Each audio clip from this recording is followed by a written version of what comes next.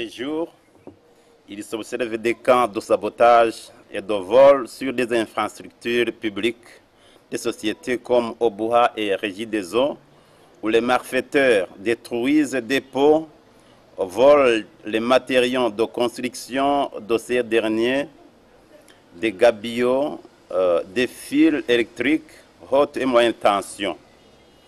Ils volent également des poteaux qui supportent ces fils. En date du 9 mars 2024, les instances judiciaires ont débuté des enquêtes et ont pu saisir dans la société Island Steel certains biens publics utilisés.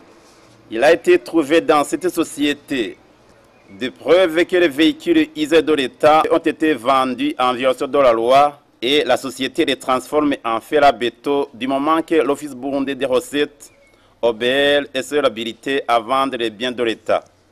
C'est ainsi que certains des employés de cette société ont été arrêtés dans le but de connaître les tenants et les aboutissants de ces faits répréhensibles en vue de les traduire tous en justice. Cette criminalité devient grandissante au moment où les Burundais s'attelaient aux travaux de développement à un rythme accéléré dans la droite ligne de la vision d'un Burundi émergent en 2040 et un Burundi développé en 2060. Ce comportement antisocial est un handicap au développement parce que les infrastructures comme les gabillots, une fois volées, l'eau des rivières détruit davantage l'endroit qui était protégé et par conséquent, l'État subit un préjudice énorme car la réhabilitation des infrastructures sabotées demande des moyens énormes jusqu'au double du budget initial. Les fils électriques, une fois utilisés, la population passe la nuit dans l'obscurité et certaines activités qui en dépendent sont bloquées. Il est de notoriété publique que ces malfaiteurs sont encouragés dans les entreprises criminelles par les sociétés qui leur servent de marché d'écoulement du butin. Sinon, ils se seraient détournés de son chemin d'égarement. Ces sociétés sont requises de cesser d'agiter cette ficelle criminelle dans l'ombre. Ceux qui agissent de la sorte sont des ennemis du Burundi et du développement.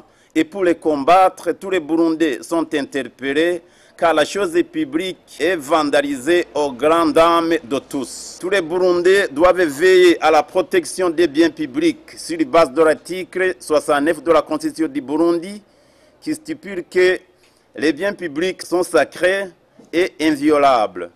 Chacun est tenu de les respecter scrupuleusement et de les protéger. Chaque Burundais a le devoir de défendre le patrimoine de la nation.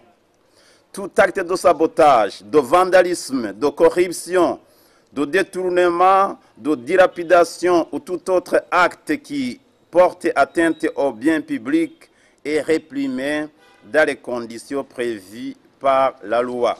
Sur cette base, le parquet général de la République met en garde tous ceux qui ont choisi de saboter ou subtiliser les biens publics qu'ils seront punis exemplairement conformément à la loi. Qui ne préserve pas la chose publique ne préserverait pas celle privée. Tous les Burundais doivent se lever comme un seul homme pour conserver jalousement l'inviolabilité de la chose publique consacrée par la Constitution et dénoncer tous ceux qui ont choisi d'handicaper le développement du pays par des actes de vandalisme et de vol en vue de les traduire en justice. C'est ainsi que la justice sera rendue à tous les Burundais.